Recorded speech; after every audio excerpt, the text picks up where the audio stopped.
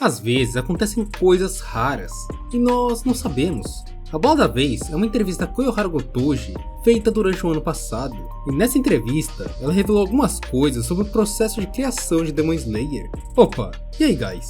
Cara, eu realmente amo Demon Slayer, é um dos animes que eu mais amo e mora no meu coração. Por causa disso eu fiquei muito feliz quando meu queridíssimo Liu, ou L33_U, me mandou um comentário aqui contendo um link para essa entrevista Gotoji. Bom, primeiro eu estranhei e resolvi ver se realmente existe essa entrevista, e lá estava escrito que ocorreu na The Shonen Jump Guide to Make of Manga, ou simplesmente o guia da Shonen Jump para fazer o mangá, um nome bem diferente. Então eu fiz o que qualquer ser humano faria nessa situação, joguei no Google e bom, confirmei a veracidade das informações. E também descobri que esse guia de como fazer mangás da Shonen Jump é vendido na Amazon, até com um preço bem legal por ser um conteúdo em inglês. Então agora eu resolvi ler a entrevista pra vocês e explicar o que eu achei das palavras Gotoji sobre Demon Slayer e o modo que ela criou a obra. E pra quem não sabe, Koyoharu Gotoji é a autora de Demon Slayer. Primeiro, vamos começar falando um pouquinho sobre ela. O nome da autora de Demon Slayer vem estampado no mangá, então sabemos com toda certeza que seu nome é Koyoharu Gotoji. Sempre que vai se comunicar com os fãs de Kimetsu, a autora usa um crocodilo que usa óculos como personagem do mangá. Ela é uma mangaka relativamente nova, com 33 anos, sendo nascida no dia 5 de maio de 1989.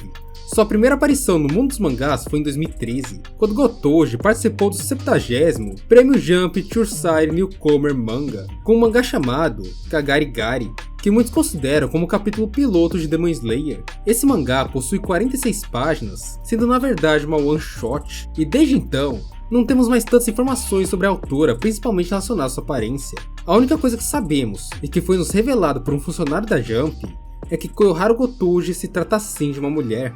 Então a primeira pergunta feita na entrevista foi a seguinte: qual conhecimento teria te beneficiado quando você começou sua carreira como mangaka?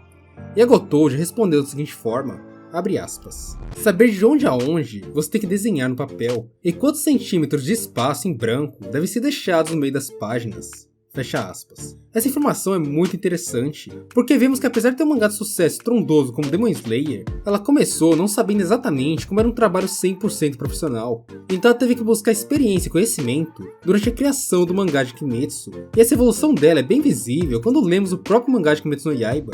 Desde o início e chegamos até o arco do Castelo Infinito. Hoje não há só uma evolução organizativa, mas também uma evolução técnica e principalmente na arte. A segunda pergunta foi a seguinte: qual foi a primeira coisa que você fez depois de decidir ser uma mangaka? Exemplo, praticar, criar estratégias, etc. E ou você tem algum método eficiente para praticar? A autora respondeu o seguinte, abre aspas, eu queria ser mais veloz para desenhar storyboards, então eu pratiquei escrever textos mais rápidos. Se você acha que é isso que te atrasa, treine escrever histórias de bate-bola em forma de listas. E de forma geral, você deveria analisar a si mesmo, aprimorar as técnicas que tem e trabalhar em vencer suas fraquezas o máximo que der. Novamente, é bem interessante destacar a busca pela evolução e também do aprimoramento. Durante a entrevista toda, a gente meio que vai sentindo isso vindo dela. O respeito com os mangakas antigos e esse sentimento de que ela ainda é nova demais para essa área e que precisa aprender muito para continuar evoluindo. É bem legal ver que ela sempre busca melhorar a si mesma. A terceira pergunta foi a seguinte: no que você fica mais atento quando revisa seus storyboards? Seja quando se auto-edita ou recebendo conselhos editoriais. Koyoharu responde o seguinte, abre aspas, tenho certeza que o protagonista tem mais tempo de tela que todo mundo. É bom minimizar as partes que não tem a ver com o seu personagem principal ou com a trama central. Eu até mesmo corto personagens inteiros se eles não ajudam a história a avançar. Quando começo o storyboard, meu objetivo é contar a história que eu quero contar no espaço que eu tenho, e não ter medo de passar vergonha. O criticismo que recebo do meu editor pode ser brutal, mas dar seu máximo no storyboard não é algo para se ter vergonha. Apenas pegue as críticas para melhorar no próximo. Fecha aspas. Essa aqui talvez seja a resposta que melhor define a história de Demon Slayer. Objetividade. A história é sobre o Tanjiro, e não sobre qualquer outro personagem, então ela precisa avançar e fazer o protagonista crescer. Koyoharu faz isso aqui com uma maestria gigantesca. Ela não tem medo de pegar um personagem e largar ele totalmente de lado e tornar ele irrelevante em prol do protagonista, assim como ela fez com diversos personagens durante a obra. Alguns exemplos são as filhas do Buyashiki, o velho Saburo, o Orokudaki, as crianças da mansão do Suzumi, alguns familiares do Rui, a família do Muzan e vários outros personagens que, por mais que nos traga curiosidade, não ajudaria o Tanjiro a continuar evoluindo.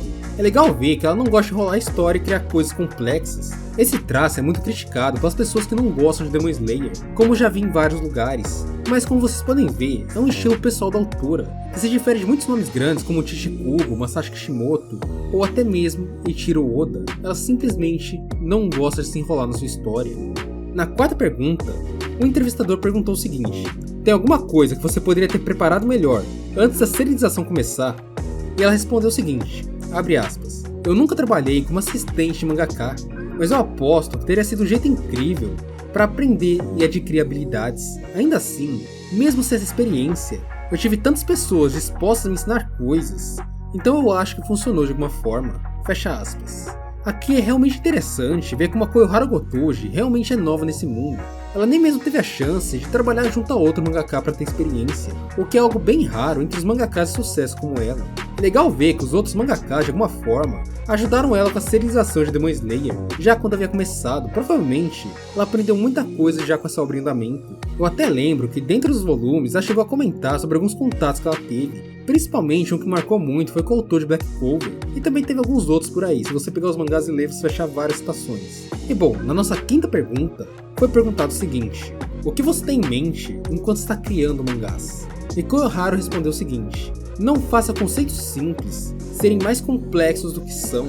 Teve tantas vezes em que eu li um trabalho criativo cheio de coisas desnecessariamente complexas. Nesses casos, eu não consigo lembrar nada, eu não consigo entender o que está acontecendo, e acabo largando o que quer que seja, o que me deixa meio triste. Fecha aspas. Isso é algo que eu e ela concordamos completamente. Eu não sei vocês, mas em muitos mangás eu já pulei várias páginas completas pela chatice em estar lendo algo completamente sem sentido e puramente chato. Eu vou dar um exemplo bem claro, e até recente que eu pulei quase um capítulo inteiro por simplesmente não querer ler o que está escrito. Jujutsu Kaisen, expansão de domínio do Hakari. Bem, o domínio desse personagem é basicamente um jackpot, que dependendo da sorte dele, ele é premiado com poder. Mas Gigi Akutami faz uma explicação tão complexa e cheia de detalhes que ele ou ela mesmo chegou e disse que bastava entender como era um jackpot. Do jeito que tá no mangá é simplesmente impossível de ler, porque é muito chato. É uma quebra tão grande na história que algumas pessoas param de ler ali e simplesmente dropam do mangá. Já quando vamos para Demon Slayer, praticamente todos os poderes da obra são simples, entendidos em 2 ou 3 frases. Por exemplo, o mundo transparente vê através das coisas, e permite uma melhor análise dos movimentos, fluxo de sangue e fluxo muscular do adversário. O estado altruísta é um tipo de instinto superior que a pessoa perde a sua presença se comparando com uma planta. Respirações são técnicas que aceleram os batimentos cardíacos, aumentando o fluxo do sangue, fazendo humanos terem a força próxima de Onis. Entendeu como é bem simples entender o conceito em Demon Slayer?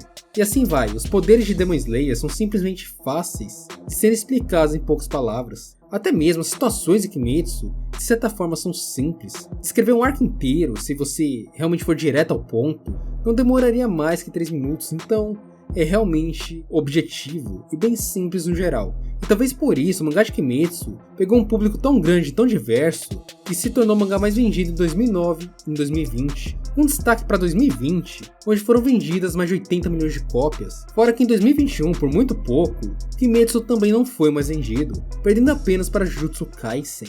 E só lembrando que a obra foi finalizada na primeira metade de 2020, o que faz o feito de 2021 ser um feito realmente impressionante.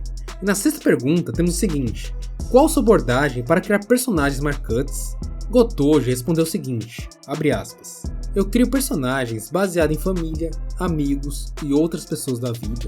Filmes também são uma forte inspiração, mas eu acho que nada bate a vida real, pessoas que respiram.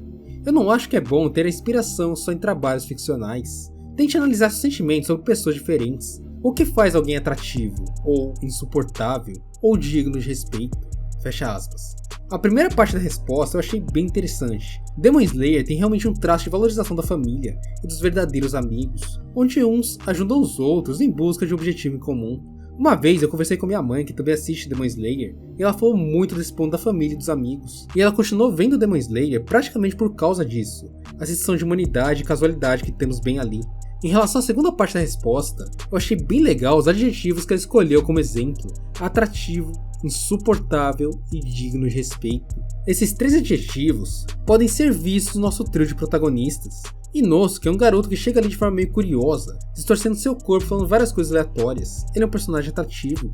Em alguns momentos ele se torna meio insuportável com suas inosukices, mas por tudo que ele faz e fez, se tornou alguém digno de respeito.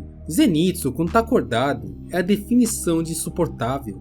Ele grita, chora, esperneia, reclama, corre, dá chilique, mas quando ele dorme, o seu lado atrativo, curioso e B10 aparece para nós, tornando ele um personagem incrível, o que gera finalmente nosso respeito para ele, o sentimento de que ele é digno de respeito. Tanjiro, dos 3, é o único que não tem esse traço insuportável. Talvez para alguns, esse traço esteja em sua bondade completamente pura, ou inalcançável, mas esse também, essa bondade toda, é o seu traço de respeito, o que gera em nós o sentimento de gostar dele. Enfim, Gotoji trabalhou muito esses 3 conceitos em sua obra, e nos mínimos detalhes ainda, então essa aplicação dela foi quase perfeita, principalmente em cima dessas 3 palavras que ela usa. Na 7ª pergunta, vemos o seguinte: como alguém pode praticar criar esses personagens fortes? E Koyohara responde, abre aspas, um personagem é moldado por sua origem, meio, personalidade, pensamentos, palavras e ações. Tente sondar a vida de seus personagens e seus valores, até que você os conheça tão bem a ponto deles parecerem alguém de sua própria vida, onde você não precisa pensar o que eles fariam ou diriam em uma determinada situação. Fecha aspas. Isso é algo que pelo menos eu acho que todo mundo que lê mangás ou assiste animes tem em algum momento. Sabe, quando você olha para o personagem, uma situação, já pensa como ele reagiria ou como responderia. É basicamente isso, você fala nossa, esse personagem jamais faria isso, ou ele faria isso aqui. Então, são situações que a gente imerge na obra. A gente tem aquela imersão tão grande que nossa mente meio que entende a mente do personagem. A 8ª pergunta foi a seguinte: quantas páginas / obras você criou até chegar na sua primeira submissão de verdade? E quantas obras / páginas desde a sua primeira submissão até a sua estreia? Koyohara respondeu o seguinte, abre aspas, eu nunca fui de somar números ou de matemática em geral, então vamos dizer que eu apenas criei muito, fecha aspas. Bom, não tenho muito o que dizer, então vamos para a próxima. A 9ª pergunta sim é bem interessante. Qual a sua abordagem para criar mangás que são bons de se ler? E ela respondeu o seguinte: mesmo que o mundo que você está criando seja complexo, não tente explicá-lo de uma vez. A maioria dos leitores ficariam sobrecarregados se você inundar eles com ondas terminológicas bizarras e conceitos estranhos logo de início.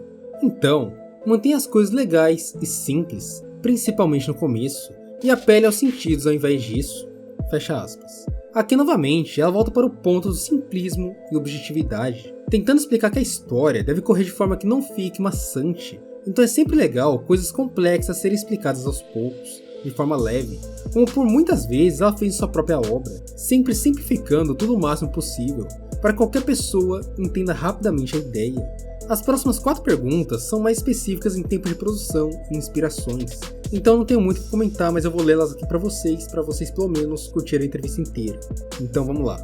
A pergunta foi a seguinte: quanto tempo demora para criar storyboards de um capítulo de 19 páginas para o mangá?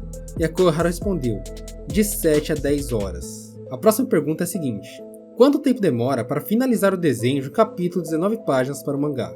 E Koyohara respondeu, de 4 a 5 dias provavelmente. Além de criar seus storyboards, o que você faz para ter ideias e pontos do enredo de suas obras? E Koyohara respondeu, abre aspas, eu vejo os mais novos e mais importantes trabalhos de ficção que saem e os analiso, ou mesmo para os trabalhos de pessoas especialmente talentosas.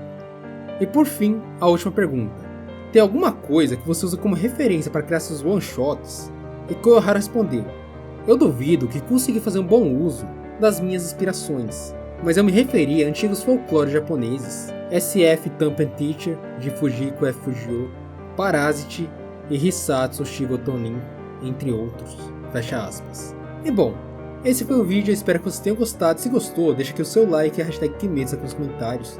Dê essa força aí que juntos vamos mais longe. E no mais, obrigado por chegar até aqui, te vejo no próximo vídeo, um beijo, um abraço e falou!